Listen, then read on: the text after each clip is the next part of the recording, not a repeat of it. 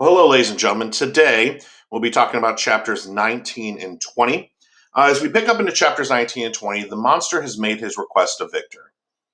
Victor has the knowledge and the ability to create monsters, and the monster's like, look, everywhere I've gone in this world, I have been rejected. People have pushed me away. No one's accepted me. DeLacy and his family didn't accept me.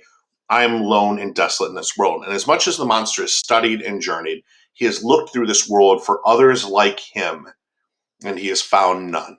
And so he says to Victor, you must make a mate for me. And if you do so, I and the mate will go, and we will go live, down in South America or whatever, and live off the plants, and you'll never hear from me again. But if you don't, I will continue to wreak misery upon your head. And so Victor is left with this incredibly difficult decision. Do I go through with it? If he goes through with it, he's got to worry, what if the monsters don't get along? What if they spawn a new race of beings? What if they both decide to be evil? Now there's two monsters killing people. There's so many reasons not to do it, but the few reasons there are to do it are very powerful. Obviously, Victor now knows that the monster killed his brother, and Victor's worried that the monster may do more. And so Victor does make arrangements. As we head into 19, he's made arrangements with his father. He's like, look, I'm going to come back and marry Elizabeth. I've always planned to do so. But first, Henry and I are going to take what I can best describe as an academic tour. We're going to travel around Europe. We're going to go visit London and some famous places. They're going to end up in Scotland at one point. They're going to go visit these famous places. They're going to visit universities and meet with famous professors and talk about science. It's kind of a nerd's road trip here. And when I return in about a year, then I will marry Elizabeth. Now, he passes this off just as a fun time for him and Clerval, but we know what Victor's really doing. He and Clerval are going to go, and then he's going to lose Clerval at one point so that he can go and start to build his second monster. Again, he can't go into the marriage with Elizabeth with the first monster hanging over his head. And so chapter 19 begins this academic tour. They begin in London, and Victor just talks about here how, Clerval is so excited. He's meeting these famous people. He's meeting these scientists. For many of you who choose to go to college, you'll have the same experience when you meet these professors who are experts in their field, and their minds just, well, I guess, blow your mind or whatever. That's what Clerval is dealing with. But for Victor, he's not having the same experience. He's going to these parties. He's going to experiments, sitting in classes, listening to famous people speak, and yet he's distracted because he knows, number one, what he has to do, creating the second monster. But the other thing you have to acknowledge as well is that Victor's pretty sure the monster's following him. Obviously this monster now, he would keep his distance, but Victor has to know that the monster's out there somewhere observing him, watching his progress, making sure he goes through on his promise. And here he is traveling, obviously, with his best friend. He's obviously very concerned. As he describes here, I saw an insurmountable barrier placed between me and my fellow men. This barrier was sealed with the blood of William and Justine. And to reflect on the events connected to those names filled my soul with anguish. Victor, he's at parties. Have you ever been somewhere, like you're around people, maybe at a family event or whatever, and you're kind of there, but you're also distracted? There's something else on your mind. That's Victor. He's like, there's a barrier between me and all these people who are having such a good time. And that barrier is sealed in the blood, the guilt of William and Justine. Think about our Macbeth illusion here, the blood representing the guilt. And so they continue on this journey here. I do want to point out this paragraph here. They're visiting. They go to Oxford. They go to Oxford. They're traveling all these famous historical epochs of history. Victor describes, I enjoyed the scene, yet my enjoyment was embittered both by the memory of the past and the anticipation of the future. Parallel structure there, by the way. I was formed for peaceful happiness. During my youthful days, discontent never visited my mind, and if I was ever overcome by ennui, the sight of what is beautiful in nature or the study of what is excellent and sublime in the productions of man could always interest my heart and communicate elasticity to my spirits. but I am a blasted tree. The bolt has entered my soul, and I felt then that I should survive to exhibit what I shall soon cease to be, a miserable spectacle of wrecked humanity, pitiable to others and intolerable to myself. Important paragraph here. First of all, but I am the blasted tree. Here, Victor's making reference to the events of chapter 3. If you remember in chapter 3, Victor was 15 years old. He went out and saw a lightning storm coming in. And if you remember, he saw a lightning bolt strike a tree and blast that tree. And that event started his fascination with electricity and the power of electricity. But now at this point, that tree, that blasted tree stuff becomes a metaphor. He says, I am now that blasted tree. The bolt, the knowledge of life has entered my soul.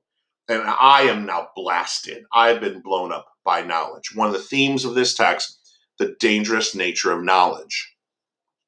And then the foreshadowing here. Listen to how he words this. And I felt then, now remember, frame story here. This is Victor speaking at the end of his life.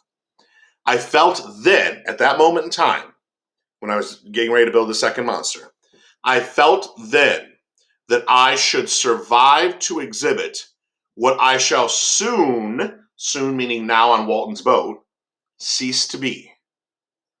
I will soon cease to be this, a miserable spectacle of wrecked humanity, pitiable to others and intolerable to myself. What he's saying is, right now on Walton's boat, I am a miserable spectacle of wrecked humanity, pitiable to others and intolerable to myself. But then there's that line about I shall soon cease to be. As if Victor's saying, don't worry, this wrecked person I am now, I am going to cease to be it soon. Either he will catch the monster and destroy it and get his vengeance, or he will die in the process. Powerful foreshadowing here as Victor talks about his task at hand. Just a little bit later in this next paragraph here, Victor here we start to see these metaphors of the chains. For a moment, my soul was elevated from its debasing and miserable fears to contemplate the divine ideas of liberty and self-sacrifice. For an instant, I dared to shake off my chains and look around me with a free and lofty spirit. But the iron had eaten into my flesh, and I sank again, trembling and hopeless, into my miserable self. Here you have those metaphorical chains I mentioned at the beginning of the text. Victor describes, feeling trapped. Trapped by the monster, trapped by this request to make another monster, trapped by his family. And he describes his feeling trapped as if he's chained up in a dungeon. For an instant, I dared to shake off my chains, but the iron had eaten into my flesh. This chain metaphor reinforces the imagery of Victor Frankenstein as Prometheus. Remember, the novel is titled Frankenstein, the Modern Prometheus, as if to suggest that Victor is the modern Prometheus, the man who has stolen fire or knowledge from the gods, given it to humanity, and is now being punished for all eternity for doing so. So again, this is a powerful example, a powerful allusion here to that particular reference. All right. So he goes through this chapter, and towards the end of this chapter, Victor and Henry receive a letter from one of their friends in Scotland who says, hey, if you're going on a journey, come to Scotland. We've got some beautiful places to see. They visit different places, Cerveau and Chamonix. But eventually they get this letter asking them to come to Scotland, and they agree. But as they head to Scotland, Victor says to Henry, hey, listen, why don't you go visit our friend? I want to go visit the southern part of Scotland. I want to go visit this one part of Scotland here. And so I'm going to go off on my own for a little bit, and I'll meet up with you in a couple of months. So he sends Henry ahead to go visit their friend in another part of Scotland while Victor goes off on his own. And obviously we know why he's doing this. He's doing this so he can build his second monster. He has collected a lot of materials. He finds a small island in Scotland where very few people live. There's only 3 miserable huts, and one of them was vacant. I hired it. contained but 2 rooms. And here is where Victor is going to create his second monster. On this small island, there's very few people there. It's poor. It's alone and isolated. And here he can work in silence, complete his second monster, and get it done. And that brings us to the events of chapter 20. So as chapter 20 begins, Victor Frankenstein begins to build his second monster. Day by day, he is assembling it until one night he's working on his monster. And, it's dark out, it's the middle of the night, and he looks up. I trembled and my heart failed within me when, on looking up, I saw by the light of the moon the demon at the casement. A ghastly grin wrinkled his lips as he gazed on me, where I sat fulfilled in my task, which he had allotted to me. Yes, he had followed me in my travels. He had loitered in forests, hid himself in caves, or taken refuge in the wide and desert heaths, and he now came to mark the progress and claim the fulfillment of my promise. As I looked on him, his countenance expressed the utmost extent of malice and treachery. I thought with a sensation of madness on my promise of creating another like him, and trembling with passion, I tore to pieces the thing on which I was engaged. The wretch saw me destroy the creature on whose future existence he depended for happiness, and with a howl of devilish despair and revenge, withdrew.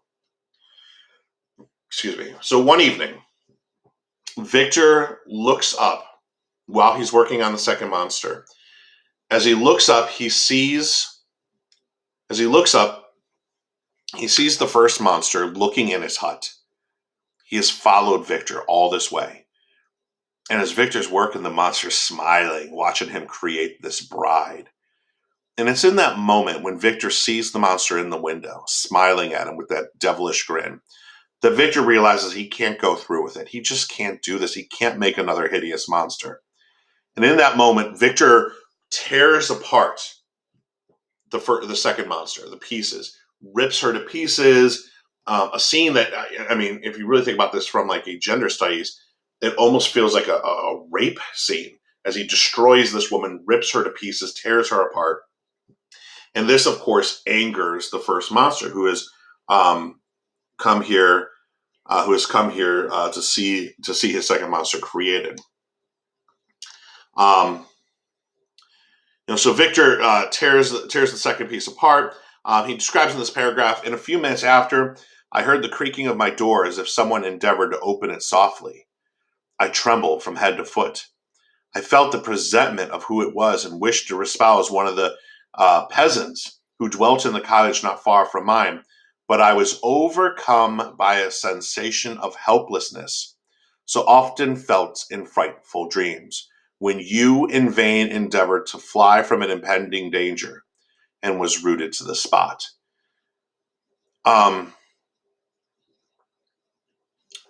Victor's in his, after destroying the second monster, Victor's in his hut and he hears the monster start to come in. The monster's like shaking the door handle, like a great horror film here. And I don't know if you've ever had this experience, but sometimes in nightmares, if you have a nightmare, you find yourself and you're being chased by a monster and you just can't seem to move. No matter how much you try, you're just rooted to the spot. You never seem to be able to get away in these nightmares. That's what Victor's saying. He's like, I wanted to run, but I felt like I was in a dream and I could not move. He's so scared that this monster is coming into his house here, into his hut, that he cannot move. By the way, it's interesting here that, again, Victor describes his interaction with the monster as surreal. I felt like I was in a dream. And if you ever read this text again, notice how many times Victor Frankenstein describes his interactions with the monster as being like a dream. It poses some very interesting questions about unreliable narration. And so the monster comes in and yells at Victor. Are you really going to dare? Are you going to break your promise? I've endured in toil and misery. I left Switzerland with you. Are you really going to do this? Victor yells at the monster, be gone. I do break my promise and I'll never create another like you. And so they get into this argument here. Victor and the monster. And the monster tries to force Victor to do it.